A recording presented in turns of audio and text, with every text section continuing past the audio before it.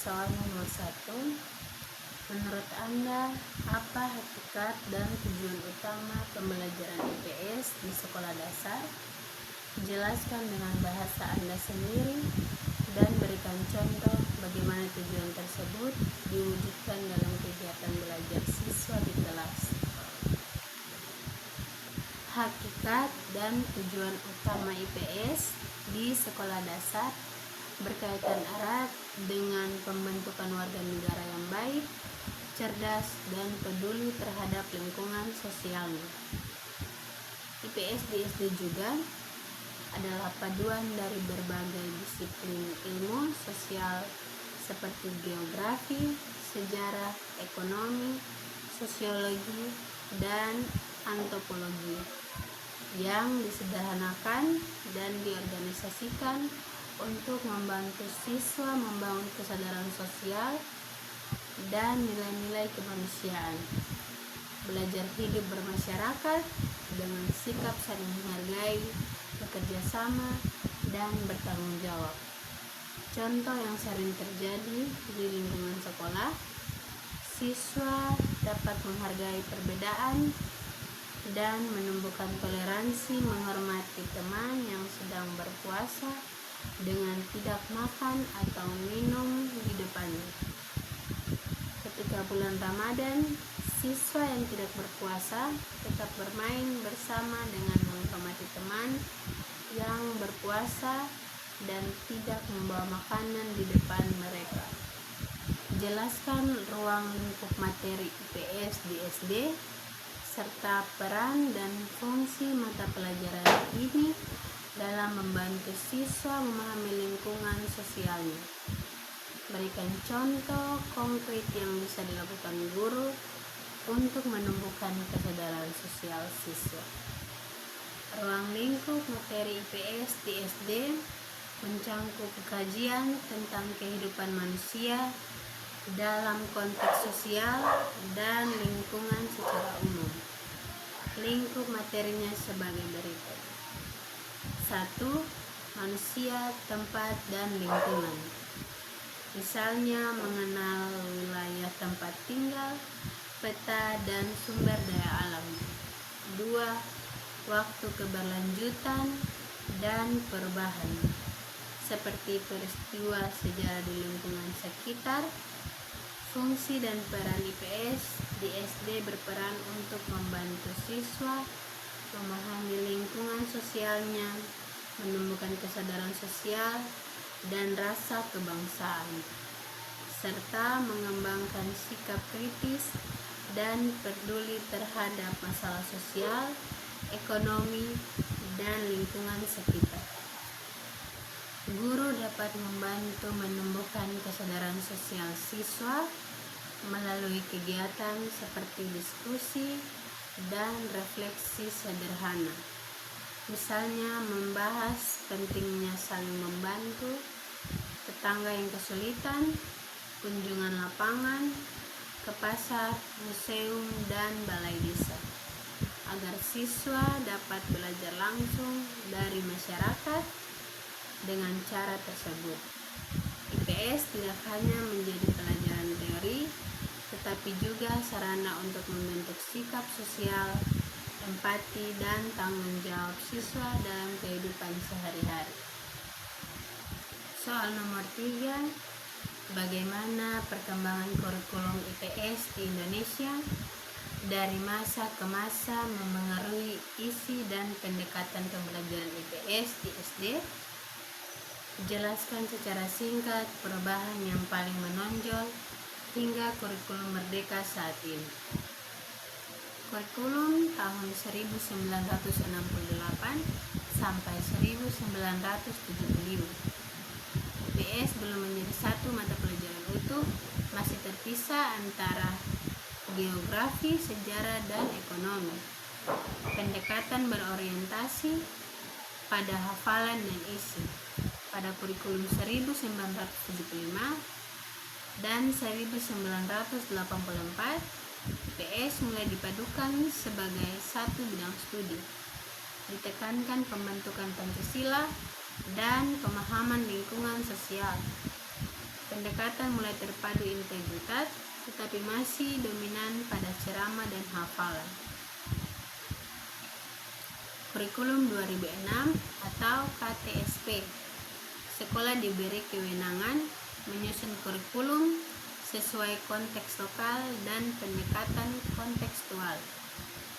Pada tahun 2013, kurikulum K13, IPS diajarkan secara tematik, integratif, bukan sebagai mata pelajaran terpisah di kelas rendah.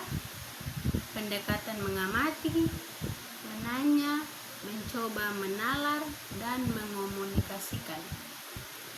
Kurikulum Merdeka pada tahun 2022 sampai sekarang.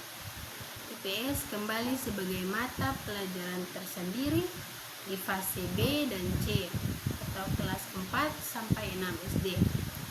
Fokus pada pemahaman konsep, literasi sosial, berpikir kritis, dan profil pelajaran Pancasila. Pendekatan proyek dan kontekstual mengaitkan IPS dengan kehidupan nyata.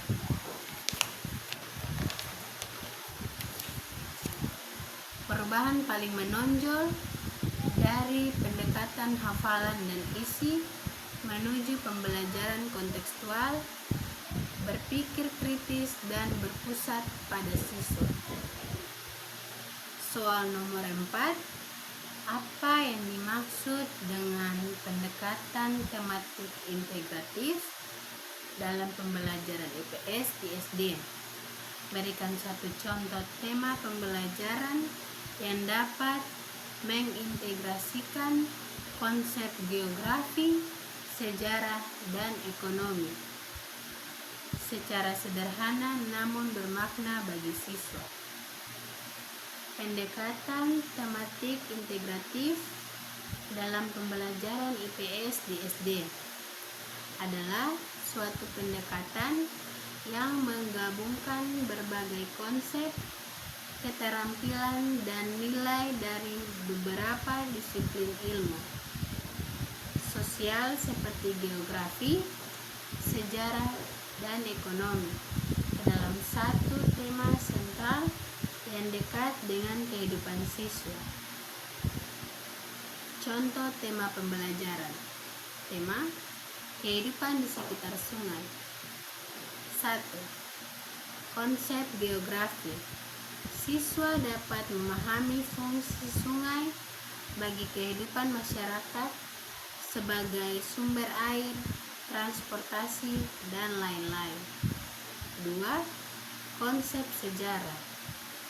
Mengkaji bagaimana sungai menjadi pusat kehidupan dan perdagangan sejak zaman dahulu. 3. Konsep ekonomi. Siswa dapat mempelajari hubungan antara kondisi alam dan mata pencaharian penduduk. Dengan tema ini, siswa dapat memahami hubungan antara lingkungan fisik, sosial, dan ekonomi yang dapat menimbulkan rasa kepedulian siswa terhadap kelestarian lingkungan. Soal nomor 5. Apa yang Anda ketahui tentang teori Jean Piaget, Vygotsky, dan Brunner? Menurut Anda, teori mana yang paling relevan diterapkan dalam pembelajaran IPS di SD? Jelaskan alasan Anda dan berikan contoh aktivitas pembelajaran yang mencerminkan teori tersebut. 1. Teori Jean Piaget mencangkup teori kognitif dan tahap perkembangan. Piaget berpendapat bahwa anak belajar melalui proses asimilasi dan akomodasi berdasarkan tahap perkembangan. 2. Teori Vygotsky mencangkup sosikultural. Vygotsky menekankan pentingnya interaksi sosial dan budaya dalam perkembangan kognitif. 3. teori menurut Brunner mencangkup konstruktivisme dan penemuan. Brunner menekankan belajar melalui penemuan dan 3 mode representasi, yaitu enaktif atau tidak langsung, ikonik atau gambar atau model, simbolik bahasa atau simbol. Menurut saya, teori yang paling relevan untuk pembelajaran IPS di SD adalah teori Vygotsky. Alasannya adalah karena IPS mempelajari interaksi sosial, budaya, dan masyarakat. Sangat sesuai dengan teori Vygotsky pada belajar melalui interaksi sosial.